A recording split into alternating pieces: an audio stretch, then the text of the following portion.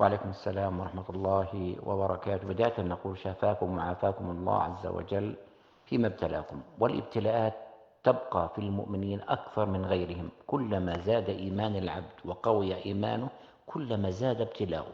فالنبي صلى الله عليه وسلم يقول: لا يزال بلاء في المؤمن والمؤمن في نفسه وأهله وماله حتى يلقى الله عز وجل وليس عليه خطيئة، وفي رواية حتى يمشي على الأرض وليس عليه خطيئة. وعندما سئل النبي صلى الله عليه وسلم: أي الناس أشد ابتلاء؟ فقال صلى الله عليه وسلم: الأنبياء. أن الأنبياء أكثر الناس ابتلاء، وتتبعوا سير الأنبياء منذ آدم إلى محمد صلى الله عليه وسلم خاتم الأنبياء والمرسلين. فكان الأنبياء أشد الناس ابتلاء، منهم من قتل، منهم من أوذي، منهم من جوع، ومنهم من ضرب، منهم من نشر نشرا كزكريا عليه السلام، ويحيى ابنه عليه السلام أيضا قطع رأسه. فذلك الأنبياء وأيوب وغيرهم من الأنبياء. فذلك عندما سئل قال: الأنبياء فالأمثل فالأمثل، فيبتلى المرء حسب دينه، فإن كان في دينه صلابة وقوة يعني زيد له في الابتلاء، وإن كان في دينه ضعف فيخفف عنه. وهذا يعني حديث يعني مهم حتى نستفيد منه. وأيضا لا مانع ولا حرج أن نأخذ بالأسباب.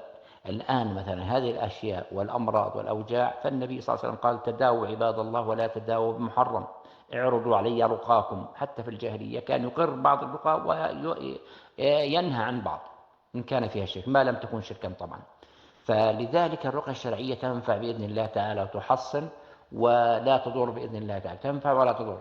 فذلك إن كان بكم عين أو حسد أو سحر أو ما شابه، فالرقية الشرعية في هذه الحالة ترقي نفسك وترقي أبنائك بإذن الله تعالى، وتحصنيهم أيضا بالرقية الشرعية من كلام الله عز وجل وكلام النبي صلى الله عليه وسلم، فهذا تنفع بإذن الله تعالى.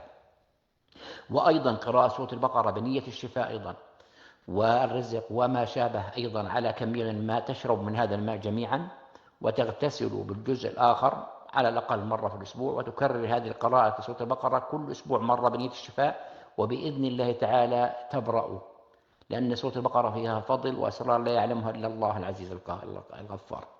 فذلك أيضا هذا ينفع بإذن الله تعالى. فلذلك يعني الذي يعني يسأل ويقول: لماذا أنتم وأنتم قريبين الله جل، هذا جاهل، لأنه لا يعلم بما جاء في الأحاديث الصحيحة، وأن المؤمنون أشد ابتلاء، المؤمنون أشد ابتلاء. فلذلك كلما قوي إيمان العبد كلما ازداد عليه الابتلاء والبلاء حتى ينقى.